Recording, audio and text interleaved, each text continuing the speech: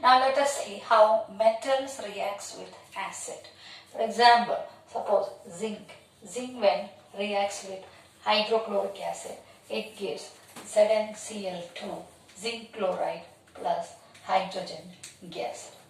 Then suppose zinc is reacting with sulfuric acid, H2SO4, it gives sudden sulfate plus hydrogen gas. So hydrogen gas is liberated when metal reacts with acids. Now what happens when this metal carbonate reacts with an acid? For example, sodium carbonate, Na2CO3, sodium carbonate when it reacts with hydrochloric acid. Now we just listen here, that is to write the equation over here. If hydrogen and oxygen, if it is there in the left hand side, one product will be always water. And this carbonate group, if it is there, one product will be always carbon dioxide. Then what is remaining? Here plus and here minus is remaining, so the product is NaCl. So this is the way to write the equation. So equivalence equation becomes 2 over here and 2 over here. Now, so suppose if it is sodium bicarbonate, NaHCO3, then reacts with HCl, then it gives the same product, NaCl plus carbon dioxide plus water. So the product which is obtained. So we'll go back to this equation. So when metal reacts with an acid, it gives hydrogen gases liberated, and metal carbonate, it gives a carbon dioxide gas.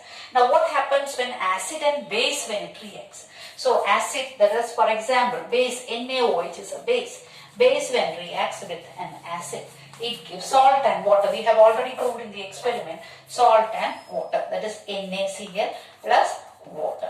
So any base, suppose potassium hydroxide, if you take potassium hydroxide, when it reacts with hydrochloric acid, that also gives KCl plus water. One salt and water is obtained.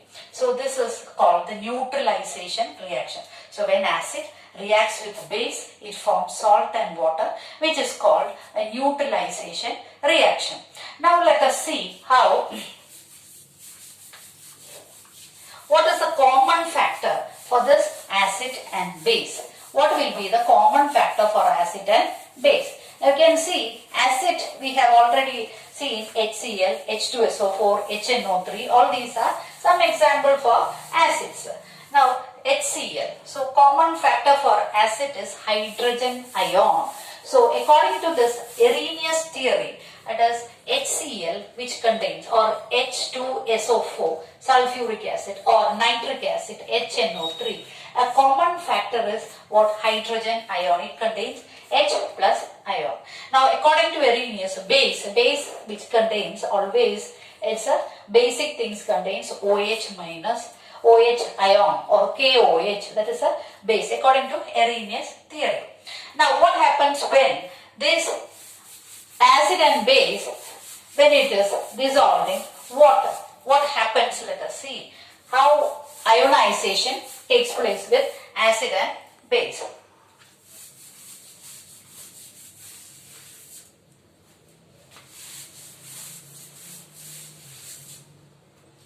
For example, HCl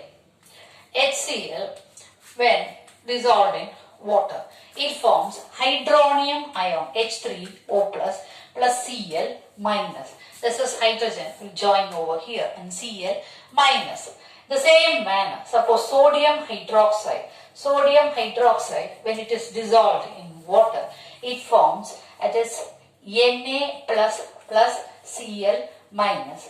Same manner, potassium hydroxide when dissolved in water, it gives K plus OH, here OH minus. OH minus is formed. So this is how when acid, when it is dissolved in water, it gets ionized into a hydronium ion, and base which forms an hydroxyl ion.